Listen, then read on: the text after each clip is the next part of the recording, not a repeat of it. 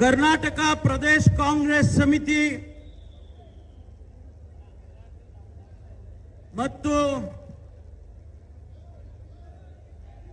ಸ್ವಾಭಿಮಾನಿ ಒಕ್ಕೂಟ ಇವರ ಸಂಯುಕ್ತ ಆಶ್ರಯದಲ್ಲಿ ನಡೀತಾ ಇರತಕ್ಕಂತ ಈ ಐತಿಹಾಸಿಕವಾದ ಸಮಾವೇಶ, ಈ ಸಮಾವೇಶದಲ್ಲಿ ಕಾರ್ಯಕ್ರಮವನ್ನು ಉದ್ಘಾಟನೆ ಮಾಡಿ ಈ ರಾಜ್ಯದ ಘನತೆವೆತ್ತ ಮುಖ್ಯಮಂತ್ರಿಗಳು,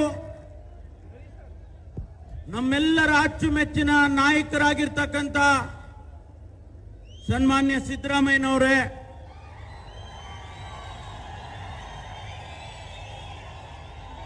ಪ್ರದೇಶ ಕಾಂಗ್ರೆಸ್ ಸಮಿತಿಯ ಅಧ್ಯಕ್ಷರಾಗಿ ಕಳೆದ ಚುನಾವಣೆಯಲ್ಲಿ ಸರ್ಕಾರವನ್ನ ತರೋದರಲ್ಲಿ ಪ್ರಮುಖವಾದ ಪಾತ್ರವನ್ನು ವಹಿಸಿದಂತ ನಮ್ಮೆಲ್ಲರ ಅಚ್ಚುಮೆಚ್ಚಿನ ಅಧ್ಯಕ್ಷರಾದ ಸನ್ಮಾನ್ಯ ಡಿ.ಕೆ. ಶಿವಕುಮಾರ್ ಅವರೇ,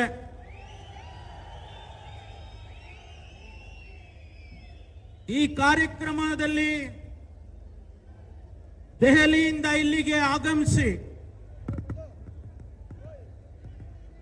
ನಮ್ಮೆಲ್ಲರ ಕರೆಗೆ ಓಗೊಟ್ಟು ಬಂದಿರತಕ್ಕಂತ ಕರ್ನಾಟಕ ಉಸ್ತುವಾರಿ ಪ್ರಧಾನ ಕಾರ್ಯದರ್ಶಿಗಳಾದ ಸನ್ಮಾನ್ಯ ರಣದೀಪ್ ಸಿಂಗ್ ಸುರ್ಜೇವಾಲಾಜಿ ಅವರೇ, ನಾನು ಬೇರೆಯವರ ಹೆಸರನ್ನೇ ಯಾರದ್ದು ತಗೊಳಕ್ ಹೋಗೋದಿಲ್ಲ, ದಯಮಾಡಿ ಕ್ಷಮಿಸಬೇಕು.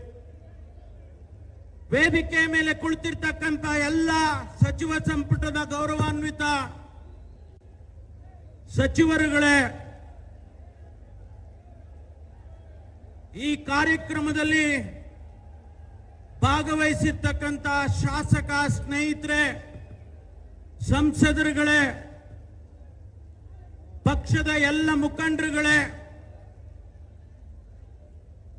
6 ಜಿಲ್ಲೆಗಳಿಂದ ಬಂದಿರತಕ್ಕಂಥ ಎಲ್ಲ ಸಹೋದರ ಸಹೋದರಿಯರೇ, ಮಾಧ್ಯಮ ಸ್ನೇಹಿತರೆ, ಪ್ರಪ್ರಥಮವಾಗಿ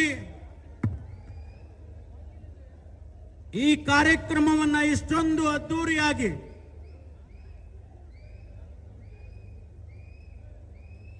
ಲಕ್ಷಕ್ಕೂ ಹೆಚ್ಚು ಜನ ಇಲ್ಲಿ ಆಯೋಜನೆಯನ್ನ ಮಾಡಿ ಈ ಕಾರ್ಯಕ್ರಮವನ್ನು ಇಷ್ಟೊಂದು ಯಶಸ್ಸು ಮಾಡಿಕೊಟ್ಟಿರ್ತಕ್ಕಂಥ ಜಿಲ್ಲೆಯ ಉಸ್ತುವಾರಿ ಸಚಿವರು ರಾಜಣ್ಣನವರೇ, ಶಿವಲಿಂಗೇಗೌಡ್ರೆ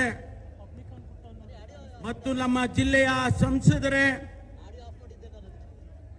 ಎಲ್ಲ ಮುಖಂಡರುಗಳಿಗೆ ಪ್ರಪ್ರಥಮವಾಗಿ ಅಭಿನಂದನೆಯನ್ನು ಸಲ್ಲಿಸೋದಕ್ಕೆ ಬಯಸ್ತೇನೆ. ಬಹಳ ಜನರಿಗೆ ಆಶ್ಚರ್ಯ ಆಗಿರಬಹುದು, ಕರ್ನಾಟಕದಲ್ಲಿ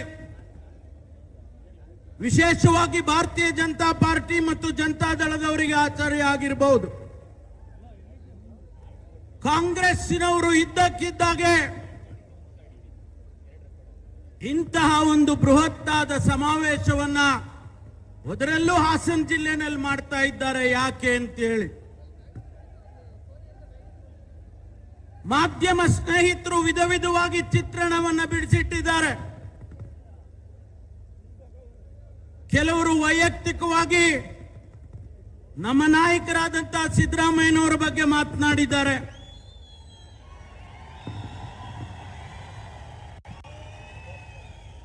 ಕೆಲವರು ಪಕ್ಷದ ಬಗ್ಗೆ ಮಾತನಾಡಿದ್ದಾರೆ.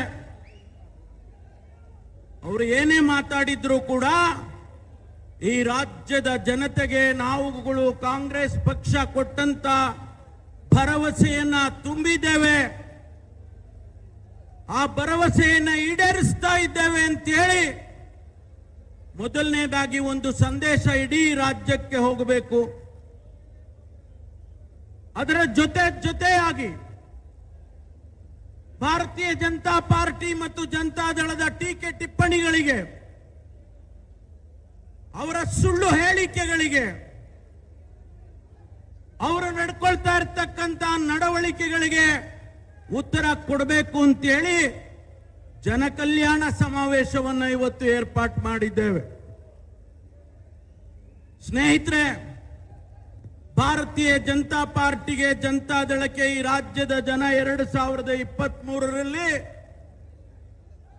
ಕಾಂಗ್ರೆಸ್ ಪಕ್ಷಕ್ಕೆ 136 ಸೀಟ್ಗಳನ್ನ ಗೆದ್ದಿಸಿಕೊಡೋದ್ರ ಮೂಲಕ ಅವರಿಗೆ ಪಾಠ ಕಲಿಸಿದ್ದಾರೆ. ಆದ್ರೆ ಅವರು ಪಾಠ ಕಲ್ತ್ಕೊಂಡಂಗೆ ಕಾಣಲಿಲ್ಲ. ಜನರ ತೀರ್ಮಾನವನ್ನು ಒಪ್ಪಿದ್ದೇವೆ ಅಂತ ಅವ್ರ ಬಾಯಿನಲ್ಲಿ ಬರಲೇ ಇಲ್ಲ. ಅದರ ಬದಲು ಏನು ಇವತ್ತು ಸಮರ್ಥವಾಗಿ ಈ ರಾಜ್ಯದಲ್ಲಿ ಆಡಳಿತ ನಡೀತಾ ಇದೆ ಸನ್ಮಾನ್ಯ ಸಿದ್ದರಾಮಯ್ಯನವರ ನೇತೃತ್ವದಲ್ಲಿ, ಕೊಟ್ಟ ಮಾತುಗಳನ್ನು ಉಳಿಸಿಕೊಂಡಿದ್ದೇವೆ. 5 ಗ್ಯಾರಂಟಿಗಳನ್ನು ನಾವು ಅನುಷ್ಠಾನ ಮಾಡಿದ್ದೇವೆ. ಬಹುಶಃ ನಿಮಗೆ ಹೊಟ್ಟೆ ಉರಿ ತಡ್ಕೊಳ್ಳೋಕ್ಕಾಗದೇ ಇರಬಹುದು, ಆದರೆ ನೀವು ಕೂಡ, ಭಾರತೀಯ ಜನತಾ ಪಾರ್ಟಿಯ ವರಿಷ್ಠರು ಕೂಡ ಬೇರೆ ರಾಜ್ಯಗಳಲ್ಲಿ ನಮ್ಮನ್ನ ಕಾಪಿ ಹೊಡೆದಿದ್ದಾರೆ. ಬೇರೆ ರಾಜ್ಯದಲ್ಲಿ ಅವರು ಕೂಡ ನಮ್ಮ ಹಾಗೆ ಗ್ಯಾರಂಟಿಗಳನ್ನು ಕೊಡೋದಕ್ಕೆ ಪ್ರಯತ್ನ ಮಾಡಿದ್ದಾರೆ. ಆದರೆ ಇಲ್ಲಿ ಮಾತ್ರ ಕಾಂಗ್ರೆಸ್ ಪಕ್ಷ ಹಣಕಾಸಿನಲ್ಲಿ ದಿವಾಳಿ ಎದ್ದೋಗಿದೆ. ಗ್ಯಾರಂಟಿಗಳನ್ನು ಅನುಷ್ಠಾನ ಮಾಡೋದ್ರಲ್ಲಿ ರಾಜ್ಯದ ಜನತೆಗೆ ಕಾಂಗ್ರೆಸ್ ಪಕ್ಷ ಮೋಸ ಮಾಡಿದೆ. ಈ ಮಾತುಗಳನ್ನೆಲ್ಲ ಆಡ್ತಾ ಇದ್ದಾರೆ. ಸ್ನೇಹಿತರೆ, ಇವತ್ತು ನಾನು ಈ ವೇದಿಕೆ ಮೂಲಕ ಭಾರತೀಯ ಜನತಾ ಪಾರ್ಟಿಯವರಿಗೆ ಹೇಳೋದಕ್ಕೆ ಬಯಸ್ತೇನೆ, ಜನತಾ ದಳದವರಿಗೆ ಹೇಳೋದಕ್ಕೆ ಬಯಸ್ತೇನೆ, ಕಾಂಗ್ರೆಸ್ ಪಕ್ಷವನ್ನ ನೀವು ಅಳ್ಳಾಡಿಸೋದಕ್ಕೆ ಸಾಧ್ಯ ಇಲ್ಲ. ಕರ್ನಾಟಕದಲ್ಲಿ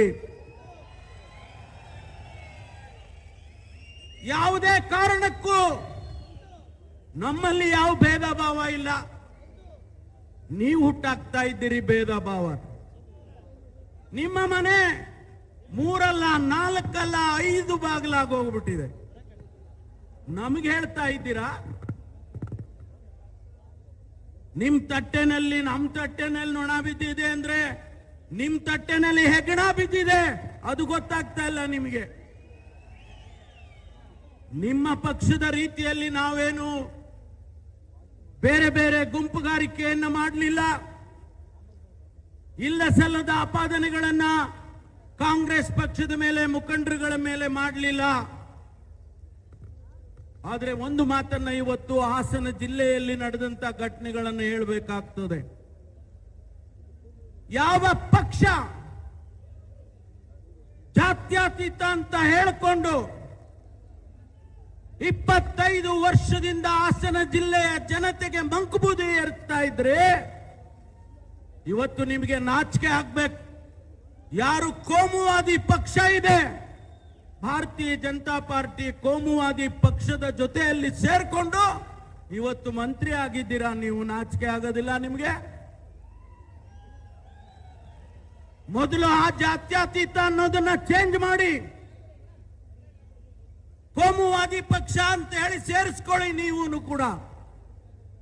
ಆದ್ರಿಂದ ಸ್ನೇಹಿತರೆ, ಇವತ್ತು ಇಲ್ಲಿಂದ ಒಂದು ಸಂದೇಶ ಹೋಗ್ಬೇಕು. ಬಿಜೆಪಿಗೆ, ಜೆಡಿಎಸ್ಗೆ ಇಲ್ಲಿಂದ ಒಂದು ಸಂದೇಶ ಹೋಗ್ಬೇಕು. ಏನ್ ಮಾಡ್ತಾ ಇದ್ದೀರಿ ರಾಜ್ಯದಲ್ಲಿ?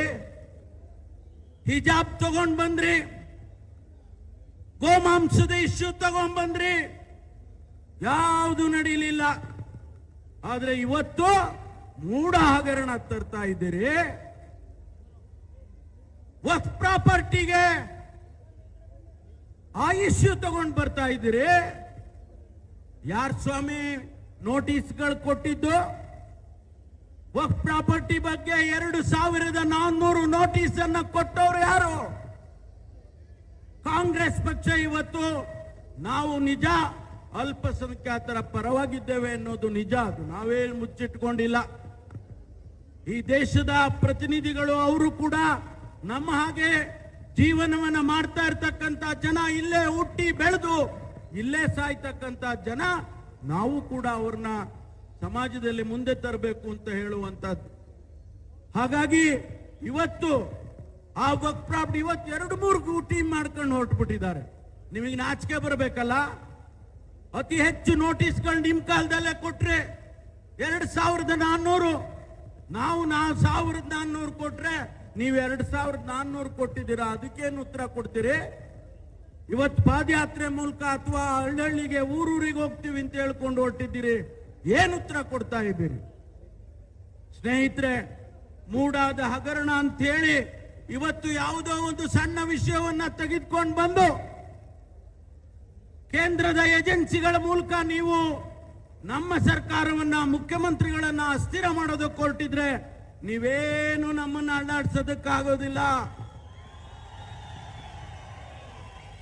ಅದಕ್ಕೆ ವಿರುದ್ಧವಾಗಿ 3 ಚುನಾವಣೆಯಲ್ಲಿ ಇವತ್ತು 3 ಬೈ ಎಲೆಕ್ಷನ್ ಅಲ್ಲಿ ಜನ ನಮ್ಮ ಪರವಾಗಿ ಮತ ಹಾಕಿದ್ದಾರೆ. ನಮಗೆ ಇವತ್ತಿನ ದಿವಸ ಆಶೀರ್ವಾದ ಮಾಡಿದ್ದಾರೆ, ಮುಂದೆಯೂ ಕೂಡ ಆಶೀರ್ವಾದ ಮಾಡ್ತಾರೆ ಎನ್ನುವುದನ್ನ ನಾನು ಈ ಸಂದರ್ಭದಲ್ಲಿ ಹೇಳೋದಕ್ಕೆ ಬಯಸ್ತೇನೆ. ಸ್ನೇಹಿತರೆ, ಮಾತನಾಡ್ತಕ್ಕಂಥವ್ರು ಬಹಳ ಜನ ಮುಖಂಡರುಗಳಿದ್ದಾರೆ, ನಾನು ಹೆಚ್ಚಿಗೆ ಮಾತನಾಡೋದಕ್ಕೆ ಹೋಗೋದಿಲ್ಲ. ಒಂದು ಮಾತನ್ನ ಹೇಳೋದಕ್ಕೆ ಬಯಸ್ತೇನೆ. ಕಾಂಗ್ರೆಸ್ ಪಕ್ಷ ಕರ್ನಾಟಕದಲ್ಲಿ ಸುಭದ್ರವಾಗಿದೆ, ಸರ್ವ ಜನಾಂಗದ ಶಾಂತಿಯ ತೋಟ ಅಂತ ನಾವೇನು ಹೇಳಿದ್ದೇವೆ ಅದನ್ನ ನಾವು ಅನುಷ್ಠಾನ ಮಾಡೇ ತೀರ್ತೇವೆ ಅನ್ನುವಂತ ಮಾತನ್ನ ಹೇಳಿ ನನಗೆ ಅವಕಾಶಕ್ಕಾಗಿ ವಂದಿಸಿ ನನ್ನ ಮಾತು ಮುಗಿಸ್ತೇನೆ. ಜೈ ಹಿಂದ್, ಜೈ ಕರ್ನಾಟಕ. ಹಿರಿಯ ಮುಖಂಡರು, ಕರ್ನಾಟಕ ಗೃಹ ಸಚಿವರು ನಿಮ್ಮನ್ನು ಉದ್ದೇಶಿಸಿ ಮಾತನಾಡಿದರೆ ಅವರಿಗೆ ನಮ್ಮ ಕರ್ನಾಟಕ ಪ್ರದೇಶ ಕಾಂಗ್ರೆಸ್ ಸಮಿತಿಯಿಂದ ಅಭಿನಂದನೆಗಳು.